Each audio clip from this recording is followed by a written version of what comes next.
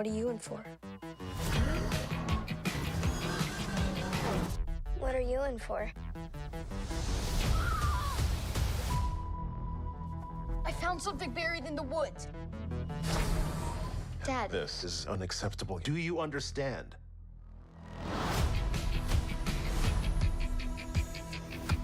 What do you think it is?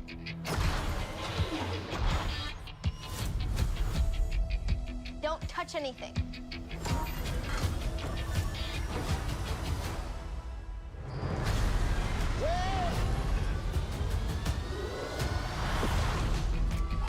What did you do?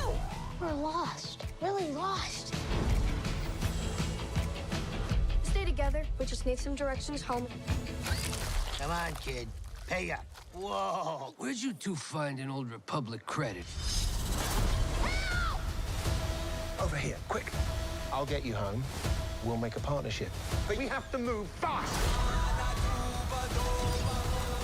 I need you to take the controls. Okay. Neil? Neil?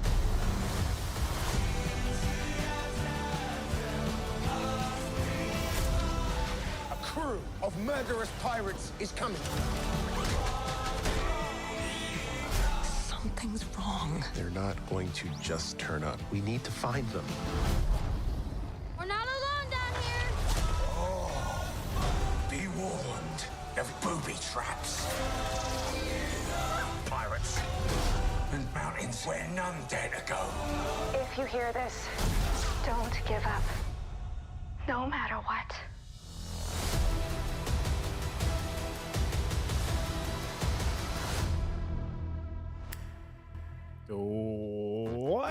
Hello and welcome to the Periodic Table of Awesome. My name is Dion and I am joined by District Quinn, Overseer Jill, and Peter, who didn't do the required reading. But to be fair, you know, Peter, who's also Hey, you muted yourself, mate. No, I made it known quite early on that I had no intention of doing half of this required reading. yeah, it's fine. It's fine. There's two sorts of required reading in this tutorial, and we'll be discussing obviously the first one that Peter did not do. So take it away, Peter. Yes. Give us your thoughts on Skeleton Crew. Yeah, so would you like to come and do this working out on the board in front of the class? Oh wow. No, thank you. I mean, do you want to see me ad-lib for an assignment I haven't prepared for? Because you might be surprised. I would love to see that. I'm sure that you're infinitely capable of this. Actually, no, this sounds like a much better introduction than I ever thought. Peter, you haven't seen anything about Skeleton Crew. Can you give us a quick synopsis about what your feelings are of it, based on whatever you've interred, like an image, a description? Well, there's a skeleton and there's a crew. We're doing well. Yes, and they do what? What do you think they do? It's basically Wait, theater. is there an actual skeleton? I was assuming that, like, the term skeleton crew was... There is, yes. There are skeletons. And that was a loud thunderclap, which I hope came over. It's very close. It's just hit me too. Kapow. Yeah, kapow. That's our proximity. I was going to say, in about 3 minutes, it'll hit me. Yeah. We're all good. I won't. Like, I'm not gonna waste your time making guesses about Skeleton Crew. Is Star Wars thing, and we'll watch it eventually. Eventually, good. It's fine. Limited time coming. No after worries. I watch Andor. Sure. Yes, go and watch Andor, please. Thank fine. you. But also, I'm going to say, like, I believe Skeleton Crew falls under the Andor banner in the way as like worth watching. Not one of those ones where you just kind of like, take it or leave it. Yeah. You know, I'm not going to tell people to go and watch Clone Wars. Not really going to commit the time, but you know, I wish they would. But like, hey, whatever. Okay, excellent. It's time. Here we are. Finally, at the end of the season of Skeleton Crew has finished, and now we can talk about it as a whole, rather just little impressions of stuff that's going on. And we're also going to talk about. That part was done by my Innie, I believe. He's got the review for that one. Yeah, we're gonna let our Innies do the reviews of Severance season 2. It's going to be an entirely different. As we don't even know how many episodes there are out. Apparently, the Innies will know. Yeah, I've never watched it. The Innies have watched all of it. We haven't watched any of it. Yeah. Anyway, Severance season 2 in the second part of this. All right, very good. Quinny, do you have a synopsis for I do. Or I do Jill have- maybe? Oh, wow. Thanks a lot. Just under the bus. No. Not even Sure. under the bus, driven by one of those cute little robots from Star Wars Land in Disneyland. Right. Okay. Okay. Do we have music? I can't hear music. No, we don't have any music for this because it deserves no music. But I do want a good accent for what's a good Star Warsy accent? I don't know. Do you want Star Wars or do you want pirate? Definitely Oh. pirate. Well, you could do Nick Frost pirate droid. Just- SM-33. No, actually, this is much better. I know this is a slight one. Urkel, Steve Urkel. No. God, do it in Urkel's voice. Peter, FYI, Urkel is in this show. Not Steve Urkel playing the character. No, from Jameel that White would is be in this show. amazing. It would not be sure so what great, that's just for. like if he just showed up like, oh, did I do that? Yeah, I know. I I felt can like- really see the next half hour is just going to be me getting more and more confused. Yeah. Wait, who's in Yeah. what now? Yep. I mean, is a real God, person all the that shows synopses up. are kind of shit. Okay. they're very short and okay. I'm trying to remember what Steve Urkel. All I can remember is, did I do that?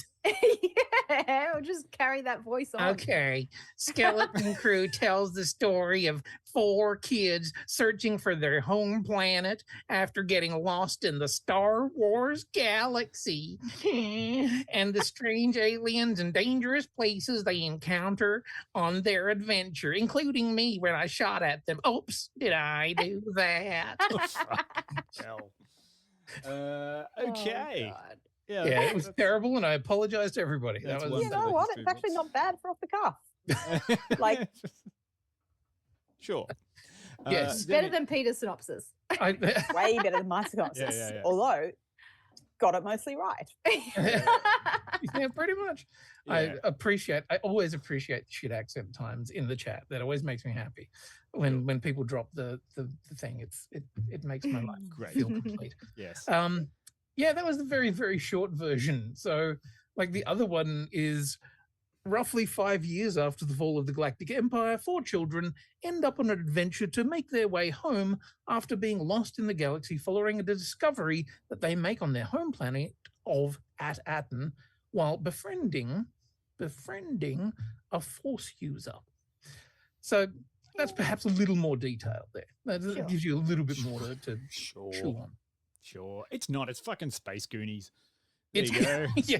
Problem solved. Space Goonies. Everybody just stop trying now. That's Yeah. what it is. It's Yeah. space. Yeah, it's not even trying to hide it. It's Space Goonies with some fucking deep cuts of stuff, and also added a few new things to the lore of the Star Wars universe, which I thought was quite fun.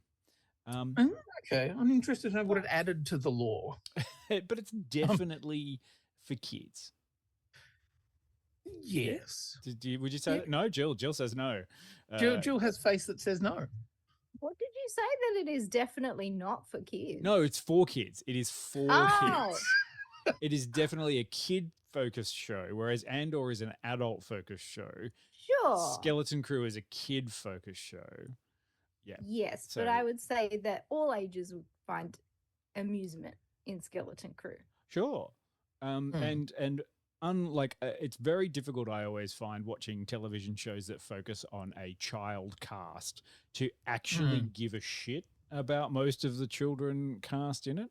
And while I say it's not terrible, it's not the There's greatest. one weak link that I could tell you Oh. straight away almost kicked me out of this whole thing.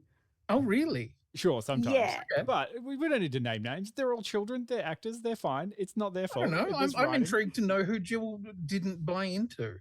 Whim. Oh, okay, right.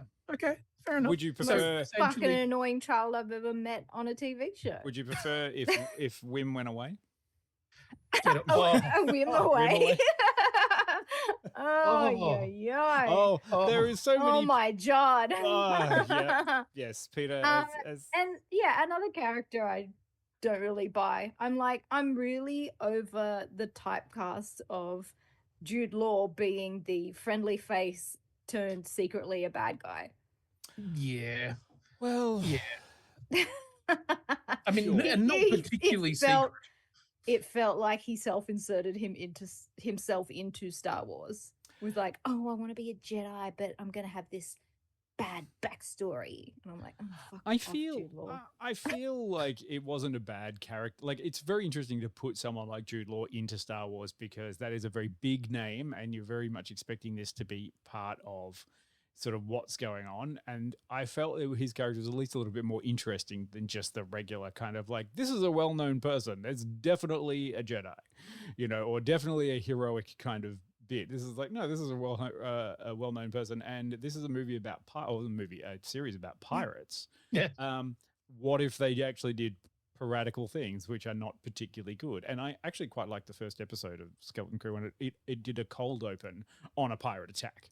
So there's literally a spaceship full of pirates who attack a spaceship full of regular people. And they did real bad things, like shot a bunch of people. Not good people. Spaced a bunch of people and did explosions and stuff, which were, at least it set the tone and went, pirates are bad. Yeah, that was good. But I just couldn't unsee Jude Law being Jude Law. And if they were trying to hide the fact that he was the pirate at the start, they failed miserably. Oh, they failed big time. Like the least. I'm like, did they dumb this down because they wanted children to watch it? Yeah, like, I mean, come on. Everyone knows that, but we've watched a lot of television and we know exactly what it's like to literally hide a character in plain sight by just chucking a hat on them. I mean... it's like, you'll never believe who I am, but it was me the whole time. It's like, yes, we know it was you, but that wasn't what the show was about. The show was about adventure, excitement, all the things a Jedi shouldn't crave. Yeah. As a child, I believe it's pronounced Gedai. Gedai. Yeah, no, the Gedai now. Yeah, Pete, this is gonna suck for you. If we're calling him Jod, yeah, definitely. Okay, yeah. The main, one of the main Doesn't characters. suck for me. I actually understand how the English language and letters work. It's fine. I mean, I just love that they gave him a fucking Australian last name, Jod. Nah, I would. Would you? I wouldn't do that. Nah, I wouldn't do that. Also, shout out to Peter for firing a couple of shots straight across our bow, like the pirate queen she is. Fucking ouch. Ow. Look, it follows Skeleton Crew follows Wim, Fern, KB, and Neil as they accidentally get on a big ship and fuck off Alpha Planet that they are supposed to go, which distracted me a little bit when it was first introduced because I was like, what the fuck is this 50s Americana futuristic, like, kind of Fallout planet? I dug it. And I hated it. You hate it? I hated it. I hated it at the start, but I liked it by the end. I love the idea that somewhere there is in Star Wars, which is a giant fucking universe full of everything that is possible. There's suburbs. There's boring. Yeah, it's having to go to school. Suburbs. Yeah, sorry, it's the 80s suburbs. Yes, like that is very much that kind of Last Starfighter, Goonies kind of like version of things. And I got that. Like this is just like people who love the 80s shows and they've made a TV show about it. And it didn't suck. It's John Watts's love letter to Goonies, E.T., fucking Last Starfighter. Well, God, a whole heap of other of those 80s adventure films. Yeah, like what's the one? Explorers? No. Time Bandits. A little bit of no batteries not included. There's. But just pick stuff. And don't forget about Christopher Ford as well when you're talking about that. I believe Quinny has decided to. Oh no, he's back. No. Kind of like I'm back. You're just not moving for me. No. Let's be honest. It's yours. Yeah, it's Quinny. not you. It's me. Yes. Yeah, like I had a fun time with it, and I kind of liked how they did the whole story, and I liked how it all kind of resolved, and I can't really fault it. It's a bit of a shaky start for me, and there's a couple of filler episodes in there. Fine, that's okay. Get used to having a filler Which ones do you see as the filler episodes? Do you mean specifically, or Yes. okay, That's why I asked. Sure. Look, the one where they went to the war planet where they were fighting war, it had a good reason, why there were two groups fighting on one of those planets. Yeah. That to me felt like a bit of a filler episode. And then there was the other one where they went to the spa planet thing. It was kind of fun, but there were filler bits in there, like, oh, look, a giant crab. In order to expand some of their characterizations, and that's okay. But as we all know, Star Wars very heavy on the characterizations. You really feel connected with characters, don't you? In most of the other properties. I'd like to call War World not Atten. Not Atten. Yes. So for Pete and for anyone that's not entirely sort of up to speed with it, the whole thing is everybody is trying to find this planet that has been hidden for an amount of time. And the timelines in this show are the thing that kind of fucked with my head, because I was trying to work out how long Atten had been hidden for. Like whether it's been hidden for 100 years, whether it's 30 years, because this is 5 years after the Death Star blew up second time around, Fall of the Empire. Roughly, I'm not quite actually sure of the timeline. I wasn't letting it bother me because I didn't want to be a pedant.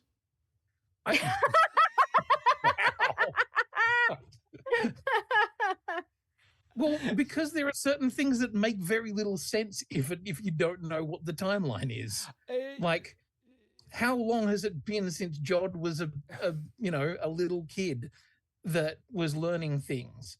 Here's the thing. I've always had the feeling that Jod was not actually a Jedi, that he just had Force powers but never he wasn't a trained as Jedi. It was explained in the he show. was a pirate, for fuck's sake. Yeah, he was just happened to have Force powers, but he never had anybody come pick him up. It was explained in that bit where he was telling about his backstory. Is he was a street urchin who was kind of adopted by a Jedi who survived the Purge, Order 66, who I think it could have been a Padawan who survived the Purge and then grew up. She did. I'm pretty sure it said that she got killed by Order 66, and that's when she was training him until Order 66 killed her. Yeah, yeah. And so then he would have been he was on his own. 8. And then you're talking it's got to be a good 20 years. So he's going to be 28, and then another 5. So he's going to be, mid 40s. Yeah. Is what you're talking about. Anyway, the whole thing for me was, what's his hairline doing? Because he's clearly not 30-something. Anyway. Not as luxurious as it was about 20 years ago. And this is coming from me. Yeah. I was about to say, only you can call another person another ginger. You were throwing stuff at there, asking you about a hairline, Quinny, and I'm like, I don't know. Yeah. So yeah, Pete's like, "What's Order 66?" That's Kung Pao chicken with fucking rice. hell. Oh, Peter. Jesus. Do you not remember? No, Order 66. Great. Okay, cool. This is the level we're This is where dealing the with. Empire had programmed all the clone stormtroopers, and then when they issued Order 66, that was when all the stormtroopers turned on the Jedi. Yeah, Do you and remember shot that all from their friends. the second movie. Do I remember that from a movie that I watched once 20 odd years ago? God damn it. Never mind. Anyway, the story itself is pretty thin on the ground. It's like, kids find ship, go to space, get confused, go to other planet, come home. That's pretty much it. Sure, Yeah. and maybe the real friends were the creatures they killed along the way inadvertently. Yeah. But what I kind of wanted to my main thing I wanted to get in this takeaway of it, because I don't want to spend so much time on it. We're doing 2 shows. God, I'll just spend the whole day on it. Was that I love that it didn't have a fear to go a little bit darker in places. It didn't have the fear to sort of try to say something that it wanted to say as it went through. And it really, I think at its heart, it just understood that everyone is just trying to have a bit of fun. And eventually I liked all the kids. Yeah. some of them more than others.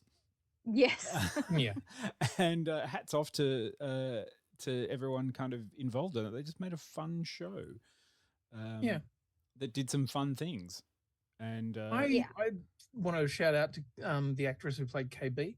I think there's a really great sequence in I can't remember which episode. I think it's episode 5, where essentially the whole thing is talking about disability and invisible disabilities, and the fact that her friend doesn't see the disability that she has and thinks that she can just keep up with everything. And the challenge with that was a really interesting moment, because she's like having to ask for help and going, okay, I can't do this, but at the same time wanting to be seen as capable. I really enjoyed that. I thought there was some really smart storytelling in there to allow people who have invisible disabilities to talk about that. And I liked it. It also had a big crab made out of rubbish. which was And I liked the big crab. which was pretty rubbish. I didn't like the crab. Hey, it was made with fucking cool stop motion. Yeah, but okay. No, you don't love the stop motion? Okay, right. It was pretty loosely cobbled together show, I would say, but the enjoyment factor was Neil. Neil. Neil. I love Neil. We love Neil. I love Neil. We love Oh, Neil. look at little Neil. He's got a backpack. Oh, he's so fucking cute. He's got a backpack and a tiny little torch. Oh, Aw, and he also, I love his little comb over. I love Neil's stupid hair. Yep. Like, Pete, you just giving you some reference here. Like, you look at this character, you're like, that's dumb, but the actual acting and the lines and just the heart that the character has, you're like, okay, best character.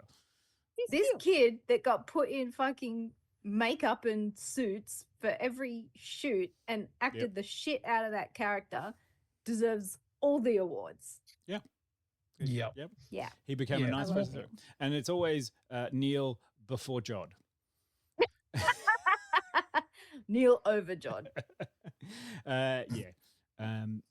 Just I Robert enjoyed Timothy the Smith show. is the voice of Neil. I enjoyed the show. There was plenty about it that was just like, oh God, okay, they're really grasping at straws here. But I mean, if you think about it as a live action show for children, it's probably doing enough. But by the end of it, I think like even the adult characters were starting to become likable. Yeah. What's their purpose? What in their first couple of episodes? Like, what's your purpose? I feel like all of it was just like, what's the point? But at the same time, it was kind of like a Christmas release, and I was just looking for some joy and enjoyment on TV. And I think I kind of just got that. Like, there was nothing highbrow about this show. The glob shitto of it all was just like, let's just have a bit of fun. I need you to explain what glob shitto is. Just let's have kids in space having fun, and let's not try to be too Star Warsy about it, you know? Yeah.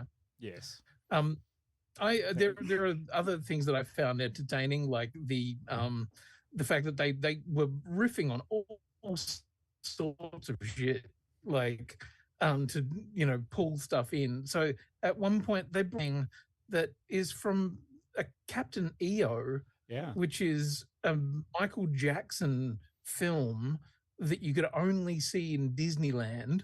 Like, it was a 3D or 4D 5D film that was made in the 80s, and there are animals in that show up in this, and I'm like, why the fuck would you reference that? Like, that's a deep fucking cut for exactly a really weird thing, and no kid's gonna get that. No kid. Yeah, and that's fine. They can put that shit in there. It's for the diehards. Yeah, they're doing it without worrying too much about it. It's going to just chuck shit in there and see what happens. It's a fucking pirate, place. You can have lots of different things, and I like that they grabbed parts of the lore and ideas that kind of matched, but also added a little bit extra and stayed away from that failing, I think, in some of it, which is getting too wrapped up in its own stupid seriousness and just had a bit of fun with it. Because, you know, none of this story, like if you go back and you explain the story, none of the story is really that nice. The whole story of Skeleton Crew, like when you look at the world around them, when, you know, it starts at this sort of, you know, suburban utopia, and then you find out why it's a suburban utopia, and you realize that everything outside is actually not quite right and not quite good, and everything else is a bit fucked. And then it's just about getting back to that kind of suburban utopia for different reasons depending on who you are. I think like the most rewarding part of it was here's 4 kids that, you know, didn't necessarily gel together, and under circumstances they came to understand one another and grew as characters and became good friends. Yeah. And I think that was like rewarding. Yeah, it's, You know, it's got really a little bit of the Stand By Me about it. yeah, bit of the old Jumanji, the second one. Yeah, you a know, little bit of Jumanji. Yeah. Yeah. Zathura. Great. Jesus Christ. How do we banhammer someone that's in the podcast? It's because I can deep cut like a motherfucker. Don't know how to do that easily.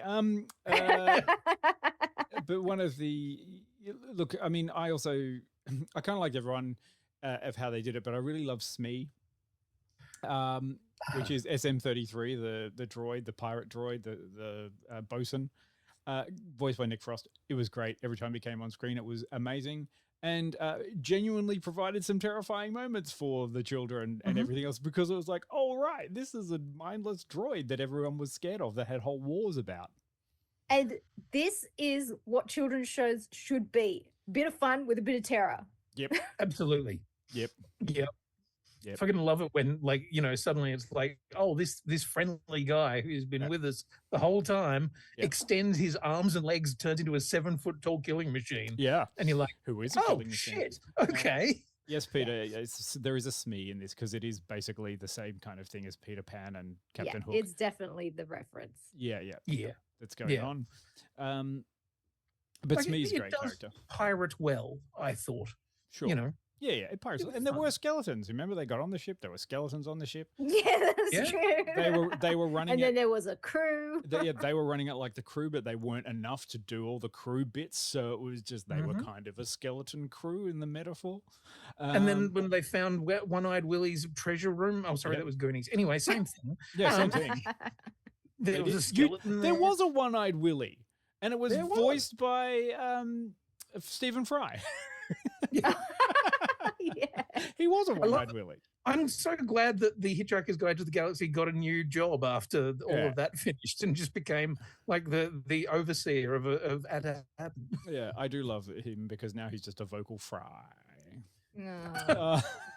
Oh God, yes, I know. Look my God. Oh my God. You I must. will say, I thought some of the action stuff in the last episode was really good. Yeah. Like some of the speeder bike chase stuff and like all of the pirates flying down and shooting on their The sledge action and in the stuff. last episode was amazing. Like I wish that pacing and energy was throughout the whole of the series, to be honest. Yeah, absolutely. I did. I had a slight like annoyance that came up in that last episode when one of my favorite ships from the Star Wars universe rolled in. And ready. And I know I blame Filoni for doing it. But okay, B-Wing, one of the coolest ships that was that kind of T cross-shaped ship that you would have seen in Return of the Jedi that had come. It fires a cannon that looks like 4 laser beams that hit one point and then it shoots out, and that's just dumb. I don't like that. That's crap. That's been seen in other stuff. It's though. only That's been not the first it's time been it's done seen in fucking Clone Wars, and that who ran the Clone Wars, Quinny? It's just Filoni going, what if we made like these beams come down and do like a mini Death Star? No, fuck off. That's stupid. Just make my ship. They're already a good enough ship, man. that. Yeah. More Also, fun. I mean, yeah, they call it a B-wing, even though it looks nothing like a letter B. No, you could, the better X-wing. I don't know, but I'll just. That was my one irritation. It's fine. It's okay. I also love all the money though. That was great. Finding the mint planets and security, like it's good. It's a good fun show. Yeah. Yeah. Yeah. Is that good? Is Yeah, anyone not too serious. not too No, serious? and I enjoyed the fact that they didn't feel the need to end it on a cliffhanger or anything like that. Like Yeah. after the Acolyte, where it was like, oh, cliffhanger, nah, fuck it, we're not getting another one of that. I was like, Yeah. good, give me an ending. Yeah. I'm fine with. You know what? I'm fine with if they decide to not do Skeleton Crew and then that's it. I'm actually kind of like cool. But Yep. do I want to see them come back? Kind of, yeah. Because it'd be fun. I'd pay money for more Neil. Yeah. I didn't really like the owl character in the observatory. liked the owl. I didn't like that one. I thought it was a bit dull. Because I love puppetry. Like, and because the director was such a big fan of trying to do as much as he could practically, like I really enjoyed it if there was something that felt like a puppet, and that definitely felt like puppet. Yeah, I don't know. I just didn't get on. But what am I complaining about? I got a fucking pirate show with the occasional lightsaber and some blowing shit up, and a few twists and turns I didn't see coming. I think the biggest mistake that they made for this show was they released the Lego set of the Onyx Cinder, and they didn't release a new set of instructions the day after the episode came that changed the build. Well, so in the middle of the season, they basically ripped the skin off the Onyx Cinder. Why sell one Lego set, Quinny, when you can sell two? This is basic capitalism. Yeah, good point. Yeah. If you want all those Old Republic credits, you're gonna have to do that. Also, that's the entry model. Give it another couple of months, and then you'll have like the big fuck off $600 one. Yeah, No, thanks. that is true. I know we talked about this last time. There's a Death Star coming. that is looming. That's looming over the horizon of the back of every single Lego collector. Of just like Death Star's coming. How's your wallet? Death Star's coming. Yeah, absolutely not. Peter, thoughts on Skeleton Crew? Did you love it? Incredible. You're going to watch it? I'm looking forward to the owl. Apparently, Have we sold you on it? Do you think you're going to seek it out now? I mean, one day. I feel like you could watch it. It seems very deep into the world. No, it's very surfacey. Yeah, you guys are just very deep into the world and have made it seem very deep into the world. Honestly, it's the lowest barrier to entry to a Star Wars thing I think I've ever seen. Yeah. Like you don't have to know shit about Star Wars to get it's some like- fun out of this because it's aimed at kids. Yeah. Are you going to watch these 4 kids go on an adventure through space where you don't have to understand anything and you just have to follow those 4 kids and not know anything else? You're fine. You're golden. Yeah. The rest of it because will be basically the explained to you. kids don't know anything No. either, so you're learning the whole time as they learn. So Yeah. So it's good. Adsky asked the question, do you recommend it to a 4 and a 6-year-old? I would I think probably that's say, a little young. yeah. I mean, I reckon 6, you'd be I'd fine. say like 9-ish up, See, 8 the, up. the kids in this feel like 10, 11. Yeah. So that's the kind of thing. This is what the kids are in the show. So you want a couple of years younger to look at it. It's fine. But I mean, I think there's enough scary shit in there that a kid would probably be like, fuck, that's terrifying. Yeah. Like Including there's people who get shot. including Captain Brutus. Oh, yeah. Yeah. He's cool. He's cool. Gotta love that. Yeah. Just off screen. Yeah. Just I just know. off I'm screen. like, I finally get to use it against someone else. Don't worry. All fine. Okay. Yeah. Well, look, are we going to do a rating on this or not? Yeah, I want to. Wanna? I'm Okay. happy to. I'm going to give Will it. you go first then? Yeah. Okay. I will. Hang on. Did you say me go first? I don't give a shit. Anyone go. Fuck it. Peter, you go first. Snake, you go. I give this a solid C+. Count Right. that into your ratings, Quinny. Fuck you, Peter. Look, Good luck with the average. I'm gonna give it 80 because I think it's quite a good show, and I had a bit of fun with it. But it is also very much aimed at kids. It's not, maybe a 85 because it was better than the Acolyte, and I had fun with it. And I want to see the characters more. And it did some good world building. Like it built some lore, which was really interesting. 100 minus 33 is 77. So I'm gonna give it a 77. Yeah, I was watching it during the break, and I was at mum and dad's place over Christmas, and I remembered that I had like 2 episodes there that I hadn't watched, so I popped it on, and mum came into the room. She's like, "What are you watching?" I'm like, "Oh, it's this Star Wars thing," and she sat down and she saw Jude Law, and she's like, "Oh, well, if Jude Law's in it, it must be all right." So she was watching it. She's like, "Oh, this is quite fun." So yeah, I mean, even you know, casual Star Wars people can get onto it. Yeah. Right. I'm going to go 85 as well, because that's the year that Goonies was released. Oh, God. Well, 1977 was the year that Star Wars was released, so that ties in with Jill's. That's not what the fuck this is. Okay, yeah, 77 for Jill, 85 for us, and Tari's giving it a 70. Oh, good. Thank you, good. Tari. Peter gives it a C+, which, as we all know, is 100. Numbers are hard. Numbers are hard. Everybody else, drop your rating in the chat. Critter Kanker gave us 67. Yeah. No, you gave it 67. That's what 100 minus 33 is. Oh, fuck my life. We're sticking with 77, and I'm going to go to the clip for this, and then we'll come back. All right. I say it's 77. What do you want? What's your name? There are some who call me SM33. Well, SM33, I have some bad news. I killed your captain. Most unlikely. You seem ill-favored for combat. But it's true. I stabbed him right in the guts and threw him into space. Which makes me your new captain. Right?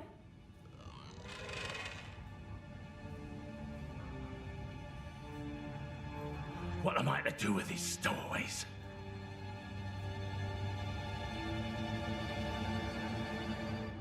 Captain. Hey, no fair! I wanted to be the captain. Oh, yes, that's how to become a captain these days, is just to say, I'm the captain now. Look at me. Look at me, Smee. Look at me, Smee. Look at me, Try to Smee. stop me, Smee. Don't try to stop me, Smee. Yeah, it's that kind of fun little thing. Now, we're going to move on to the next part, aren't we? Yay. Yeah. It's going to be, it's been a few years since Severance came out. God, I had to watch a fucking recap before I started the second season. And when I did, I was like, I don't fucking remember that. Still I don't don't remember remember. that. Don't remember that. Oh, shit.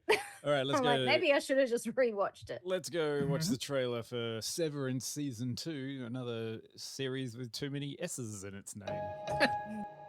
Mr. Scout. I know you're still weighing whether to return to Lumen. But the mark I've come to know is happy. Hello, is anyone there? Is the board on? It's Marquez from Macro.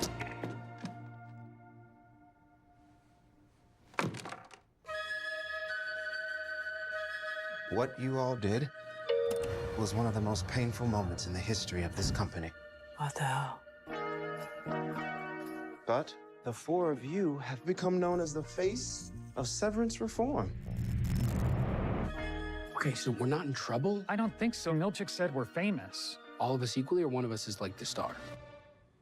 Now if you feel that you can't go on. So what the hell did you guys see up there? It's not our world up there. And your life is filled with much confusion. My Audi's wife died a few years ago. Except the woman is Miss Casey. So what are you gonna do? I gotta get her out of here. Mark, your Innie said she's alive. This is obscene. I just want to be sure. Why did you do this? What is this all about? Do you know something about Gemma? Mark, there'll be no honeymoon ending for you. Your work will be remembered as one of the greatest moments of this planet. You don't value them. You fear them. We fear no one. I'm tightening the leash. If we let this happen to Miss Casey, who's gonna step up when it happens to us? Now. Goodbye, Marcus. Wait! My name is Miss Huang. It's my first day here as deputy manager. Mark W. Why are you a child? Because of when I was born. Yes, of course. Makes complete sense, and I remember everything that happened in the first season. Oh, Yeah. Yeah. I mean, So- I remembered like the high points, and then everything else. I was like, "Oh, fuck, I don't remember that. so like, go- I don't remember that secret agent lady. Going from a very simplistic series about space goonies and just having some fun now to a series that has returned with more brain scrambling good times and appropriate happy rewards. Severance season 2. yes. How are we of all which feeling we about are that? 2 episodes into. Yes. I started a rewatch of season 1 and I didn't have time to finish it, so then I just kind of rewatched key moments from the rest of the season to Right. properly refresh myself. And I watched the last episode of season 1, so I knew what I was Leaping falling off into. from. Yeah, Yeah. and that was an effective way to do it. I've got all the details. Nice. Yeah. I think this is one of those shows that is very much at the moment asking the question of the audience, is 3 years between seasons too fucking long? And the answer I'm pretty sure is yes. Yes. Yes, it fucking is. Yes. Yes, it's When becoming you a have problem. a very confusing, brain-heavy TV show like Severance, 3 years is way too long. Like, I'm willing to wait for quality. I love the quality of the show. I love the tone, the vibe. I love the way that it kind of feels like it's a very distinctive attitude and it's got something to say. I don't know what the fuck it's saying, but it has something to say. And I dig that, but I don't fucking dig having to wait so long and then feeling like I'm completely lost when we come back. Could have rewatched the first season, which we all found very enjoyable. If I'd once again had time and, you know. to fill yourself in. There was a writer's strike I did a issue recap. that is part of the delay for this one, but I don't know what the other factors are that have factored into that 3-year choice. I assume scheduling. I don't know. Writer's strike? Who knows? Oh. We don't know the vagaries of why things happen or not. But I guess the real question is, are we back? Are we back into it, or is the 3-year break kind of taking the sheen off? No, I'm back into it. Yeah. I mean, yeah, I had the same thing. The first episode was tough to get through, but then it made more sense in the second episode of the season. And now I feel like I'm more confident about how they're going forward with this season. But now I'm starting to ask more questions about, okay, so what the fuck is Lumen doing? Mhm. Yes. Yeah. I think the first episode was deliberately obfuscatory. Like, it didn't want to give you answers. It was lying to you, like, directly. There are multiple points in that first episode where they say things that are completely untrue. Well, I think it's putting you in the same position that Mark S is in terms of how much information you have. Yeah. Yeah. Which is smart, but also very confusing. And probably would be great if you'd only been a year. But with 3 years, you're like, what? Who? Where? No, where the fuck did we get up to? They're back now? Cool. Yeah.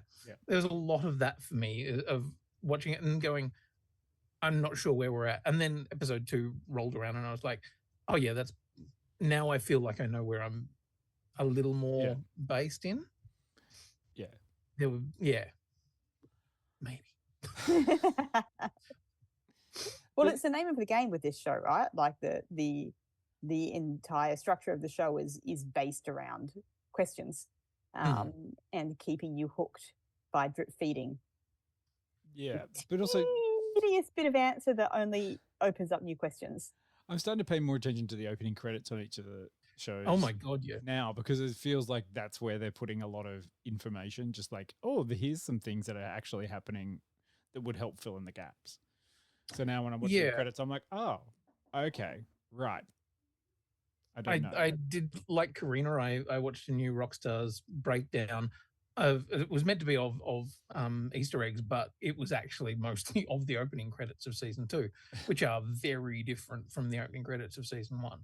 Yeah. And there's a lot more going on in them, and they're telling you different things, and yeah. And I don't remember there being as much discussion in season 1, or maybe I just didn't engage with it, about what Lumen was trying to do, what it is trying to do. I think we got there towards the end of season 1 when they started to actually explore more of the flaws. Remember, there were rebellions in the flaws. There was, the whole kind of Christopher Walken's engineering thing. We find out that there's a whole bunch of weird stuff has happened in there, and they explored and they found like at the cabin, Oh yeah. You sort of sit there and you're like, oh yeah, you're like, wait, all this weird shit was happening, and it started to get more interesting, and then they eventually decided they wanted to break out, and that was the whole thing. And you sort of, I feel like you did forget, because I like everyone, I kind of went back. I watched the last episode of the first season, and I was just still confused. And then watched the first of the second, I'm like, I'm still confused. And now I was like, oh, things are starting to come back to me. But maybe that's what is the intention here, because it does mess with memory and ideas around manipulating people and creating personalities within people for whatever reason. Yeah. And are you, like that whole thing of, are you your work? Well, are you just your emotions, or are you your history? Like, because the characters are so very different. And I think probably the most interesting one about that is Helly, who, now that we've seen in season 2, is we've found out that she's one of the people running the show outside of the severed floor. You're like, okay, what is her natural way of being? What is her outside of Severance? And there's so many layers of fucking meaning in it. I watched a video that was all about the different tones that play when you get out of the elevator. Yeah. Like, it's a C sharp most of the time. It goes down to a B flat, or no, a B diminished or something like that. But occasionally it's not. And I'm like, well, who the fuck goes into that much detail? Well, I mean, the production of the show has a lot of detail in it, and just by how much they're committed to it. I mean, that opening sequence in episode 1 of season 2, where he's running down the hallway. Oh my God, that was amazing. That was an amazing opener. Yeah, it was a great opener, but it took them 5 months to shoot. Wow. Although they shot it over 5 months. I don't think it took 5 full months to shoot. No, it was shot at different times over 5 months. Yeah, yes. Well, okay, yes. But still, that's a long game to play when you're doing all the filming and you're like, wait, we have a 30-second sequence that we're putting in the first episode, but we're going to play that. Yeah, I was honestly wondering how they did it. Like, was it practical hallways? Because, like, how did they get those camera angles and with all the lens changes and everything? It was insane. Roll charm for those weird camera angles, and part of the reason they had to shoot it over 5 months is because all of the set wasn't built at the same time, so they had to shoot the run through the pieces of the set that were built for the particular scenes that they were working on. Amazing, apparently. And then just those clever cuts after going around corners and everything to and the occasional bit where they had to CGI a full room because you had a big piece of machinery that's the camera moving around as well. Like, there's a really, was it you who shared it, Pete? The Ben Stiller and Adam Scott explaining the whole thing? I did not, no. Oh, okay. We'll find it. We'll put it on the site because it's a really good breakdown. And the thing that I learned more than anything else is that Ben Stiller's eyebrows have gone fucking mad. Like, as he's gotten older, his eyebrows are just insane. Okay. Eyebrows do that. Yeah, I know. Yeah. I've got Take on some. their own personality with age, except if you're a woman, in which like they actually stop growing, which is an irrit. I just think everyone should have theirs removed.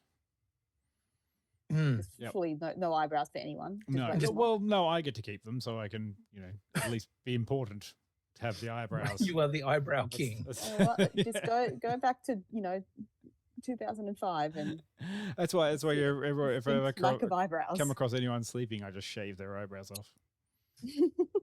It's a slow process, but I'll get there. You want to be in this show, don't you? You want to be one of those weird people where you open a door and find Dion just shaving people's eyebrows. You close the door and you move away. The room next to the baby goats. Yeah. And down the hall from the weird waffle sex party thing. Waffles. Oh God. I feel like Do you not remember the waffle sex party because it was fucked up? I don't remember the waffle sex party, but I do fear like at one point you're going to open a door and it's going to be like a hell dimension, much like Event Horizon. And it's going to be okay, great. It's actually a full horror, not just existential. Anyone have any theories as to what they're doing? No, I did have a weird theory that like I blew out of the water by myself because I thought that maybe Miss Wong was Mark and Gemma's child, but the time doesn't make sense. Oh, yeah. Because she's like 13 years old and there's no way that they could have a 13-year-old without knowing about it. Maybe they're just doing or having any photos of her at their house. Maybe it's just the place that creates Sudoku puzzles. These numbers are scary. Put them in the box. Yeah, they make them puzzle. Sudoku. These ones are puzzles. Pete, do you have any theories? Well, not really. I mean, kind of, sort of, but not fully formed. I have to admit, I haven't really delved very deeply into my brain. I'm just kind of letting this show happen. Theories about Gemma. Gemma is his wife, yes? Miss Casey, yes. Miss Casey, yeah. That there really was an accident and that she was maybe close to dead, and that's something that Lumen is doing. They sent her back to the experimental floor when they sent her away. Particularly Miss Cobell sent her back to the experimental floor after they fired her from wellness. And she really didn't want to go. And that is what that elevator what's his face was painting leads to, which implies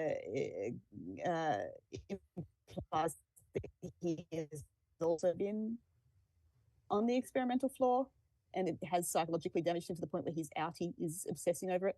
So there's just a lot of there's a lot of detail, and I'm kind of in the mood of just letting it happen rather than thinking too deeply about what it might be and what it might mean, because I am kind of trusting it that it's going to tell me. Or could this be another Lost scenario? Oh no! Oh god! I mean, I didn't watch Lost, but I know the scenario you're talking about. No, I'm reasonably confident they've actually mapped this out. Yeah.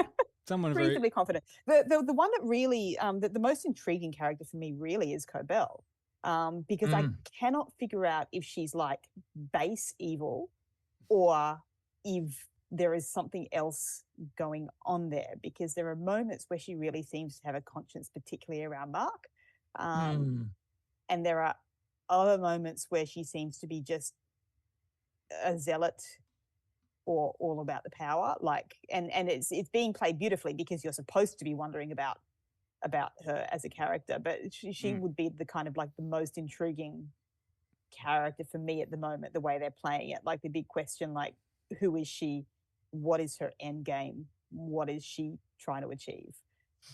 I'm also fascinated by Helly's kind of admission in the Severed side in episode 2, where she was saying like, what happened to you on the outside? What did you see? It's like, oh, nothing. I was just watching TV and on sweatpants on the couch. And it's like, that's 100% not what happened to you. No. Yeah, no, she actively lied. Yeah, yeah. Oh, yeah. I don't, the Helly R isn't Helly R anymore. She's Helena. Yeah. Yeah. And that's Oh, just so interesting. do we think that she's no longer an Innie on the Oh inside? yeah. Oh no, well, is that not a theory? I thought that was like. Oh, okay. this- So this is here I one of was the- thinking that like her personality, her Innie personality was changing because she knows what her outie is. I was assuming that the outie is pretending to be the Innie to further their means or get information. It's interesting, Possibly isn't to feel something. It's, That's my assumption. I didn't kind of realize that was a theory. I just kind of thought that that's just what I was reading into it. There is a lot to back that up, and that whole thing about the tones of the doors of the elevator. One of the things is the tone is different when Helly comes out. Ah, so she did it. She doesn't sever when she steps out. Maybe that's what that bing. And they don't show you the shot of like the Mm. Thing. yeah. Yeah, that was kind of what I assumed. They could for sure just play it the other way around, and maybe she's lying about who she is just because she doesn't want them to know who she is. But that was my assumption. Also, I would like to announce that this show has given me my new favorite insult. Oh, what's that? Fetid moppet. Cute. Fetid moppet. Fetid moppet. I feel like it's describing a child who's like dumped themselves in mud. Come back. What are you doing, you fetid moppet? There's so many theories running around, and due to me answering a question on Threads at one point, I'm now bombarded by fucking Severance stuff on Threads. There's a lot of talk about it all being about cloning, and it being about trying to either resurrect or clone Keir Egan, and the possibility that Mark, the wife, Gemma, is a clone, and they're trying to work out whether or not that system is working. That's why they need Mark there to be able to measure responses and stuff like that. All sorts of stuff like that. Also, if you look in that trailer that plays, there's all sorts of weird satanic shit going on. There's like weird priests. There's all sorts of fucking strange stuff going on this season. So who the fuck knows? I'm with you, Pete. I'm kind of going to just let it wash over me and be as weird as it wants to be. Yeah. I'm happy to do that too. I just want to see what more rewards they get. What are the options from now that they have wider things? I mean, I like they're also playing people off against each other. Like they're offering what's his name? I've lost it now. The guy with the family who knows that he has a family now, and they're like, "Oh, we have a visitation time in case you want to talk to your family." Dylan, that's right. Yep. And that was But like, also, Dylan then goes for a job, and the weird thing of the guy looking like a clone of him, like an older clone of him. You're like, what?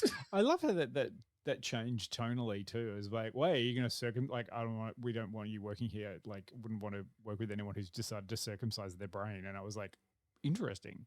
Like, there must be a whole interesting thing of what people think of severed people outside, which you was always discussed, but you know. Yeah, that was kind of a big part of Mark's outside world in episode 1. Yeah, that idea of people's fascination with Severance, but also their disdain.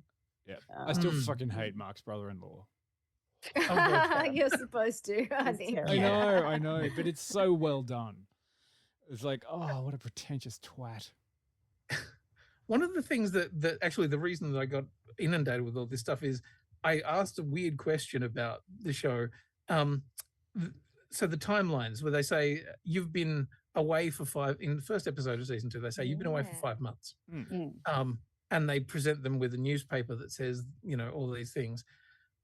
All of that could be mocked up in what looks like it was probably 3 days. It was 48 hours. It's like he said, I had 48 hours doing this 48 together. hours. How the fuck did they make a 10-minute long stop motion animation? AI, Quinny.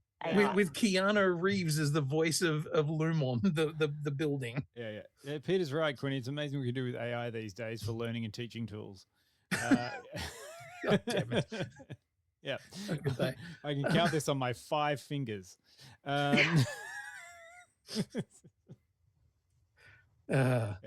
One of the many things that people go, how does that work? I don't know. And you do kind of think, okay, is that a mistake? Or is that an intentional fucking weirdness? And yeah, time. What is time? I don't know. I like it. I just love how cold and alienating and weird it feels. Like, tone-wise, there's nothing like it on TV, and I'm fucking into it. Yeah. Also, it doesn't treat its audience like it has to explain stuff. It just makes like, hey, here's a weird thing. Yeah. Hey, here's a weird thing. Yeah, now go work it out. Yeah. Yeah. Yeah, and you may not work it out. I mean, just is. I would just fucking love it if they really like. Come on, Apple, you're out there. You've got plenty of money. Just release a web page that has the same number thing, and you just have to drag numbers that you feel are wrong into buckets. Oh my Swear to God. God, you would Yeah. probably grind people away. Like they just do it for fun, you know. Wait, It's like that website with all the check boxes, and you just sit there and tick them all. Yeah. Something that was quite cool is the marketing that they did for the launch of season 2, where they set up the Lumen office in the middle of Grand Central Station in New York. Oh. yeah, and they had all the actors in there. just doing like having an hour or so in there just doing work. 3 hours. Oh, 3 They were there hours. for Yeah. 3 hours, and they didn't pee the whole time. Yep. That's crazy. And I don't, was it see-through glass or was it one-way glass? I think it was see-through glass. Yeah, right. Okay. Yeah, so they just did it in character. They did 3 hours worth of work. And I was like, that's amazing. And people just didn't realize. They didn't tell anyone. They were just like, oh, here's the office from Severance season 2 as a prop. And then they put the actors in there in costume. Live theater. Yeah, amazing. Totally. Very cool. Love that good. kind of stuff. So we just need to get more now. Like, is this one of those? Okay, here's a good question for streaming ideas. Is this one that you really wish they'd released and dropped the whole season, or are you willing to wait? Are you willing to wait? Yes, because I had to live through the pain the first time around watching it week to week, and my fucking sister got to just binge it all because she came in late, like a couple of months ago. She's like, "Oh, we're watching Severance." I'm like, "About fucking time." Jesus. But at least she remembers everything that happened. Yeah. Oh, that's funny. I usually remember less when I binge. I retain less information on a binge than a weekly drop. Look, I'm tempted to want to binge it, but no, I'm. It's nice to have something to look forward to every week. Yeah, I'm very much really sounds like my life is very sad when I say that. I'm very much in the loving it week to week because I like having an opportunity to read a few theories, get a little bit kind of invested in shit, you know, watch a new Rockstars episode. Yeah, fair enough. That's okay. Like I kind of wish I would be able just to power through it, but there's plenty of other shows out there that you can do that for if you need the break in between, like Lost, or that great Apple series. I watched that week to week, season to season. Oh my 8 God. years of my life. Wow, yeah. Jill. Look, Wow. if you're after a good show though to binge, just Do I regret it? just go and watch Maybe just Apple's a little bit. C season 1 and 2. Fuck They're off. on, Apple TV right now. It's great. I don't love you anymore. Go watch Pre-Lobo, Jason Momoa. No, I'm good. You're good. You're good. Yeah, thanks. Someone did say to me, like someone that I very close to me that I know, was like, "Oh, should I try watching Lost? Don't tell me anything about it." And I was like, "I can't tell you anything about it. No one understands what the fuck was going on. I can't give you any spoilers because it's all stupid." Yeah. Yeah. I do remember talking to one of the writers at one point, and like they were like, "No, we never fucking knew what we were writing." No. And it's obvious they never knew what was happening because when it finished, it was like they didn't know what that was. Yeah. It's almost like the biggest hilarious writing thing was from. Do you remember about Battlestar Galactica, that reboot, which is like, the Cylons, they're amongst us, and they have a plan, and they were like, yeah, they know what they're doing, and the writers eventually came out and were like, we didn't know, we had no idea, we had no. Like fucking literally, the smoke monster was nothing in the end. Like there was no fucking explanation. For Wasn't that. it a polar bear? No, there was a polar bear. There was but a it wasn't polar the bear, smoke but- monster. Yeah. Wasn't it a demon? The whole fucking island was purgatory anyway. Like it was Hollywood. everybody's fucking theory from the first season was right in the end. Because they couldn't think of anything better. They can come up with anything else. Was it like Life on Mars, Quinny? Remember that one? Oh my god! I actually fucking liked that show. The American I really one? like Life on Mars. The American one or the fucking British one? I can't remember which one I watched now. Probably the British have one. John Sims in British it. one? The British one's really good. British one's amazing. And then they did the American remake of Which was Life the on one with- Mars. Oh no, it must have been the British one because it Yeah. was Keely. What's her face? Yeah, Keely. Yeah. Well, that was no, Ashes was to Ashes, Yeah, Oh, that was good. which is the sequel. But they did. That's right. They did Life on Mars with the American one, and I remember back in the day in the other podcast that we did ages ago, we did a joke article about that. Going, turns out the new American Life on Mars series was actually set on Mars the whole time. I was like, ha ha ha ha, like it's actually Aren't we funny? Aren't we funny? And then at the end of that American pilot season, the first one, it turns out that yes, they were reliving this. They were on a ship going to Mars. 1970s This was a cop dream that he drama. was having while he was in this fucking ship on the way to Yeah, Mars. he was an It was astronaut so dumb. flying to Mars and dreaming in the cryo sleep. They put a scenario in his head where he was a 1970s cop. The Did, fuck? See? did they watch the original? Apparently not. No, but we should still get writing credits for that, Quinny. Absolutely. I'm sure they saw our article and Yeah, went, fuck we're like, that'll do." that's how we end it. Yes. Jesus, geniuses. Amazing. Yeah. Ah. Yeah, British one though, yes, absolutely. Life on Mars, Ashes to Ashes. They're actually Yeah, good Ashes shows. to Ashes was Yeah, good. Yeah, I love Life on Mars, and it had that kind of still uncertain what was going on in the ending, and then they gave us Ashes to Ashes, which then kind of explained it. It a was little the bit guy more. who was like the master in Yeah. John Doctor Who, right? Yeah, Yeah. that was. Yeah, I'm pretty Life on sure I Mars. did watch that. And Ashes yeah. to Ashes gave us one of the best nicknames of all time, Bolly Knickers. What Come on, Bolly Bolly Knickers. Get in the What? what is it? The Audi. Get in the Quattro. Yeah. There we go. Quattro.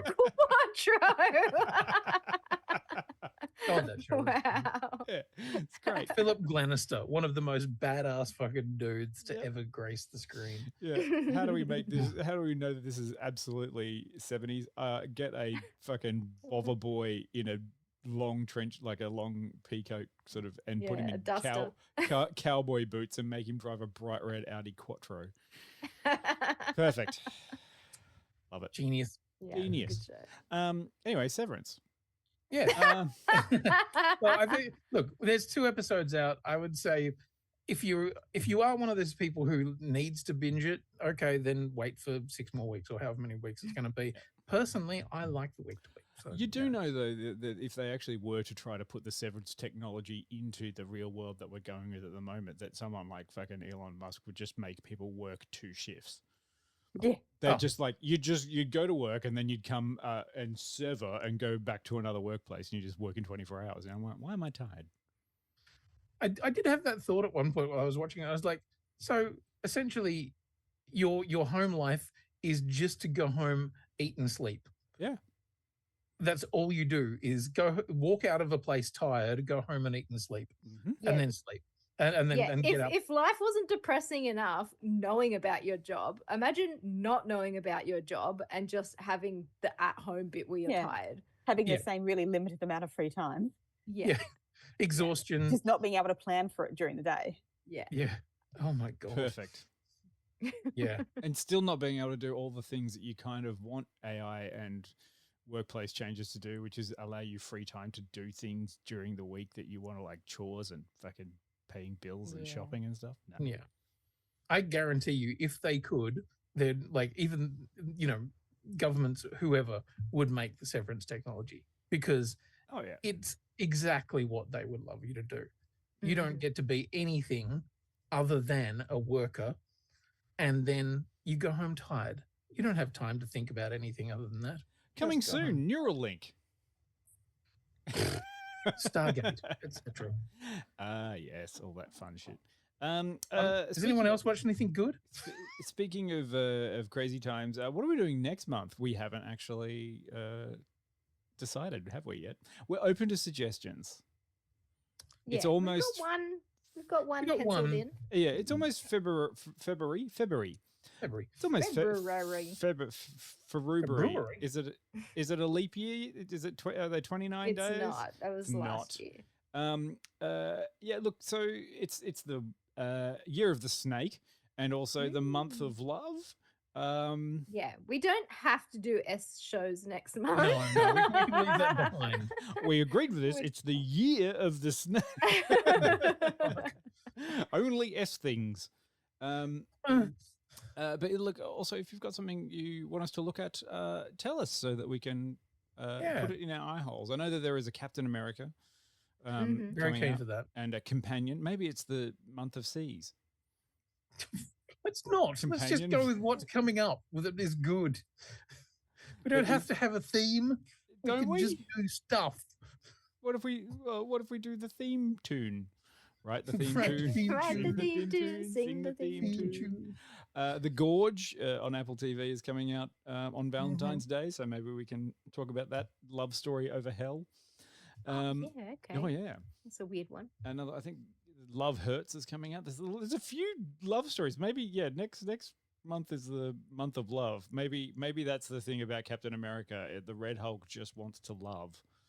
That's why he's so red and happy. He's passionate. Passionate. Yeah. You wouldn't like me when I'm passionate. Oh, maybe I would. Yeah. Become bigger and redder. What? Hang on. Oh no! Predakanga's in there with the Brutalist, Conclave, Wolfman, Sonic 3. Well, we didn't talk about Sonic 3. I will tell you now. It's great. Yeah, okay. I mean, we could do Oscar bait next month. Oscar bait. Yeah, that's true. That's true. When are the Oscars? I should know that. Next month. Yeah, I know, but what date? Because we've got Usually a Monday. we've got four Tuesdays to fill up, which is the 4th, the 11th, the 18th, the 25th. Like our Monday, their Sunday. Okay. Yeah. I'm just looking to see Oscars 2025. When are they? They don't have it on their website. Love that. It's in 33 days, 14 hours and 16 minutes. There you go. There you go. Oh, March That's that 2nd. first weekend of March. Oh, shit. Hang on. Yeah, March 2nd, not February. So there you go. So, yeah, I do like the idea of a bit of Oscar bait. We can talk about what's going on. Yeah, right. I do want to briefly tell you about a thing that we will never be reviewing, but I just need to make you all fucking avoid. Oh, that's right. Yeah. Yeah. So this last weekend, the direct to streaming movie from the most recent Star Trek thing has come out. Called Section 31. Yes. And it should have been With Oscar winner Michelle Yeoh. Oh God, yeah. And she is given it what for. She's really, having a good time in a fucking terrible film. Oh, no. It's not even a film. It was 4 episodes of a TV show that they have awkwardly stitched together into a film. Oh. They literally leave it in episode chunks and say like transmission 1, transmission 2, transmission 3. Oh, that's so lazy. Yeah. It's got some of the most awkward, forgettable, idiotic characters that I have seen grace Star Trek ever. Wow, you're really selling it to me. It It's so funny because I got the promotional email from Paramount about it this week. Yeah, and I'm like, I'm sorry, guys, I can't, give you anything positive about that one. It's janky as fuck. So this may be called Section 31, but it should have maybe been retitled Starbase 80. Yeah. Like there are a lot of people who work real hard. There's some beautiful costumes. There's amazing makeup. There's some very exciting moments of special effects that are actually boring too. It's just terrible. And I feel very bad for Michelle Yeoh because this was clearly a vehicle for her to try and, establish a new series that was going to be an ongoing thing. And it's borderline unwatchable. I feel like that's more of the problem, the fact that halfway through probably shooting that's when Paramount went, we're not going to be doing TV anymore. Yeah.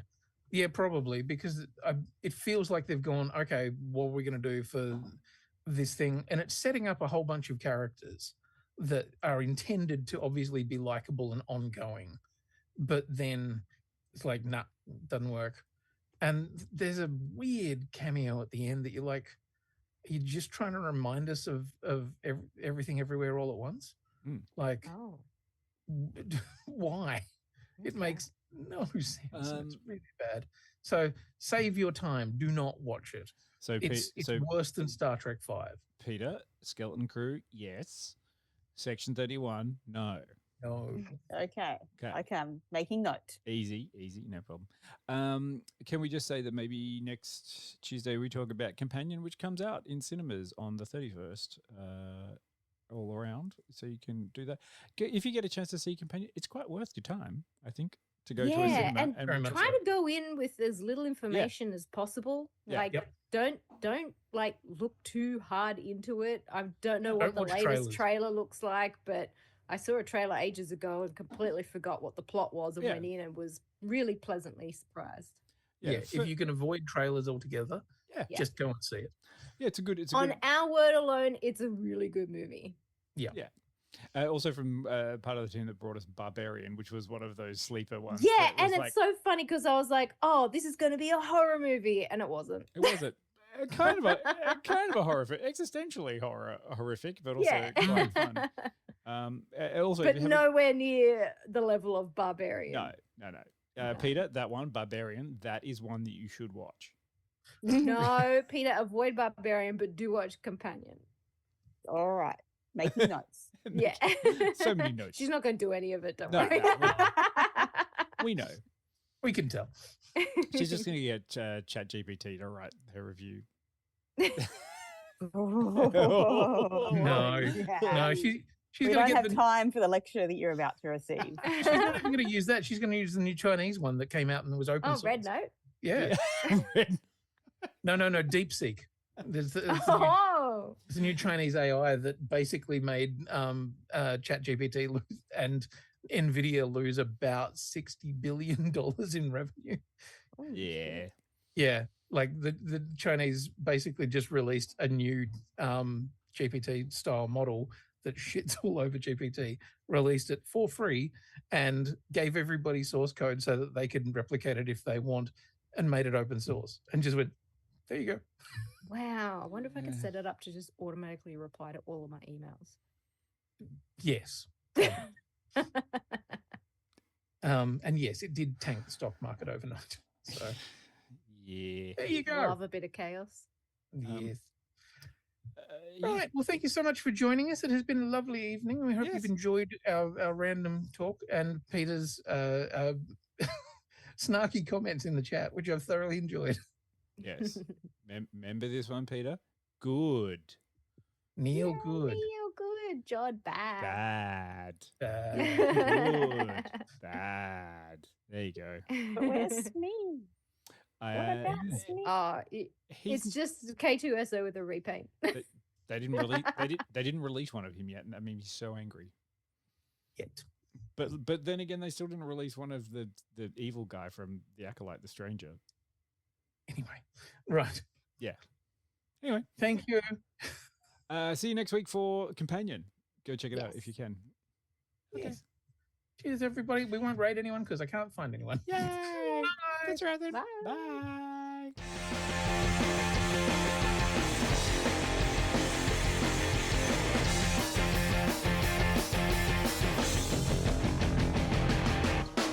I wanna live in a world full of heroes, not sit here counting zeros in a cubicle downtown.